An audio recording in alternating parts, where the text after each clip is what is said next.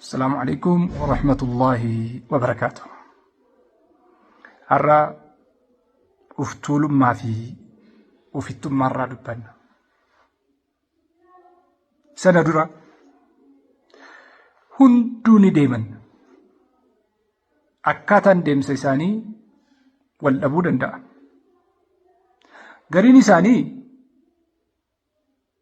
غافات التاجم ترى ديمن سيديسو جلقبن غريني ساني مو غافات غمد الراس ديسني غدانو جلقبن غريني ساني غافا دمو في سر راغفتن الرا كرابو جلقبن غريني ساني نما سيبكبو فرغتن تانان إمال ساني جلقبن غريني ساني جيراني أسي كسي وجه جراتن كن اتمججو ديدي وفرّا غدانن غريني ساني چيكو ساني تي الفاتة سرّا غرن غريني ساني چرّا اتين الگدتن دبني غادي سكي دبني سرّا غدانن غريني ساني osoo nagaa wajji jirtu fayyaa dhabanii si biraa godaanan gariin isaanii duuti rabbii itti dhuftee assalaamu alaykum jedhanii gara biyya nagaatti si biraa godaanan gariin isaanii osoo jismiin fayyaa qabu aqliin isaanii dhibamtee hinaaffaa ta'ee of tuulummaa ta'ee ofittummaa ta'ee sababaatiin beeyneen si biraa godaanan kanaaf hundi isaatu kan si marse hunduu yeroo isaa eeggatee ni godaana quba qabaadhu. Addunyaan tun mana barumsaati. Barataan isii immoo ilma namaati. Barnoota kana xumuree geessee jennaan yoosuu wal biraa godaanan. Addunyaan godaansa keessattis waa tokko namaan dhabdu. Jireenya keessattis homaa namatti himtu. Eebbifamuu fi abaaramuunis murtiin kan abbaati. Hojii isaa qofattu abbaa murtiiti. Biyyi lafaa tuni tawfittootaati.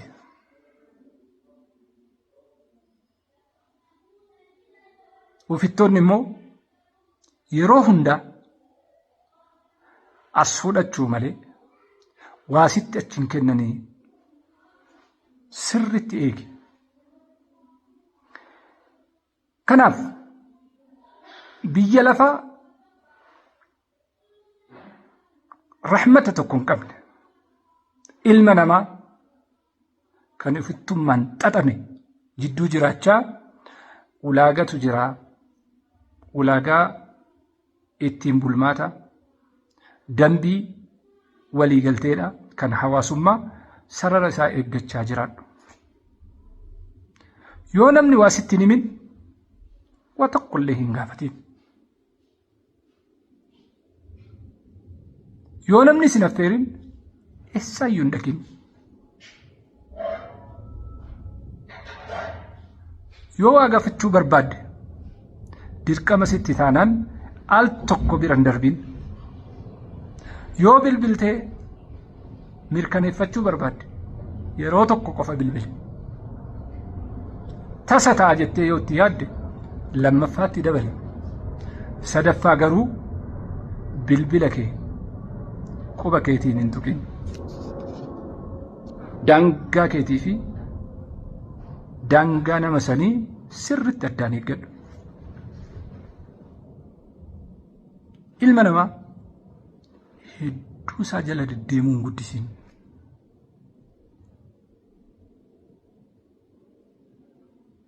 Bakka ooltu dhabdee jedhee si tilmaamuu danda'a of qusadhu. Bira ooluu keetiin waan yeroo isaa qisaasesee uftikfadhu. Ganamaa galgala itti deddeebi'uu keetiin waan waa irraa hajamtu si'a uf eeggadhu. Kan jirtu biyya lafaatii uf quba qabaadhu. Dhugaan lafarra jirtu akka mul'istutti ilmi namaa duniyaa hedduu jaallata.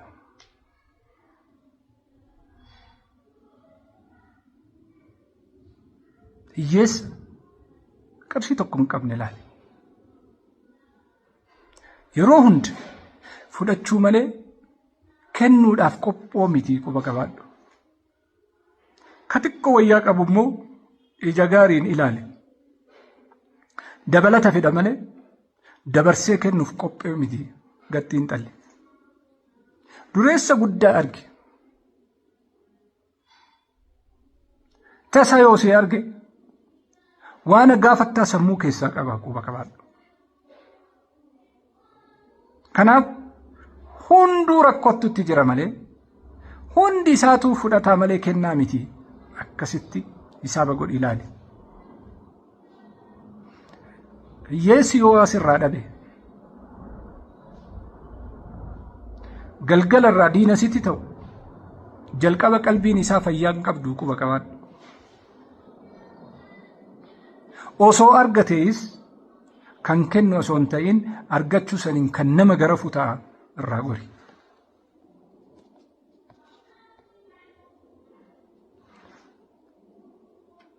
Gaafii deebii hin qabne irra deddeebitee nama hin gaafatin.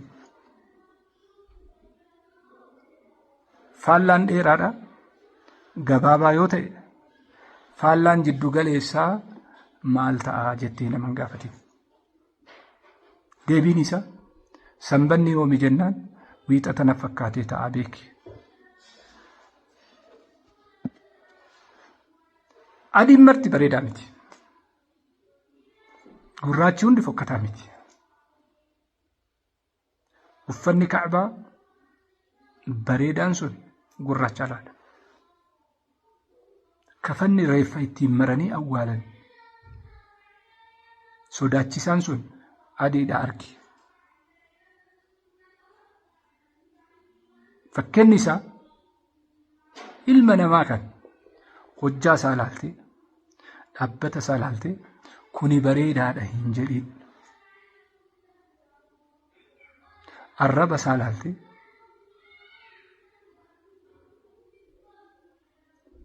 adeemsa isaa ilaaltee osoo hin sakatta'in kuni fokkataadha hin jedhin.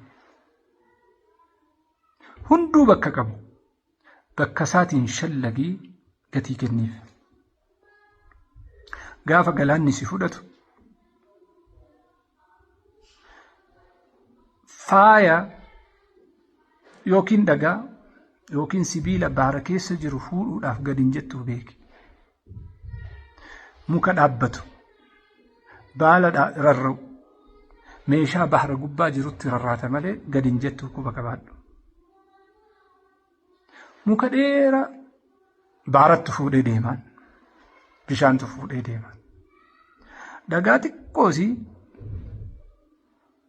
bahara keessa dabartee baharri fuudhee deemuu dhiisi qilleensi fuudhee deemuu dhiisi atoo ittiin fuutee lafaan kaaftuu quba qabaadhu. Akkaataan ilmi namaa itti shallagamu iddoo isaatiin iddoo isaatiin sadarkaa isaatiin haala inni keessa jiru ilaalamaa tasgabbaa'e. Qurxummii muka yaabuudhaan hin madaaltu. Shimbirroo bishaan daakuudhaan hin madaaltu. Koolli isiif hojjetame sun ittiin haa barristuufi. Qurxummiinis bishaan ittiin haa qaxxaamuruufi malee muka ittiin haa yaabbatuufi miti. Hunduu sadarkaa qaba. Hundi isaa bakka qaba. Hundi isaa madaallii qaba. Addunyaa uftultoota, addunyaa ufittoota kan xiqqaan isii ana jedhu, kan hiyyeessi isii ana jedhu, kan jiddu galeessi isii ana malee jedhu, kan dureessisi atiin jiraatiin jedhu keessa jirta waan ta'eef madaalliin kee iddoo isaa haa qabaatu.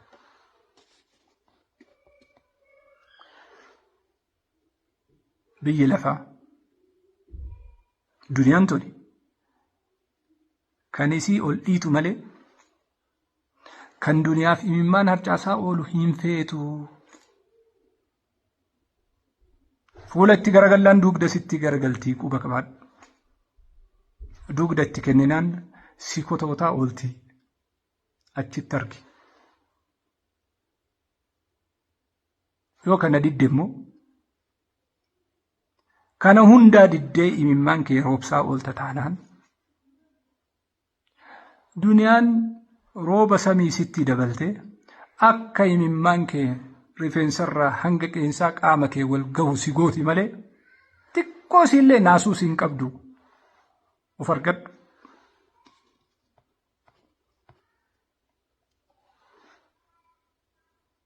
Gaafa jiraattu sarara kee beeki.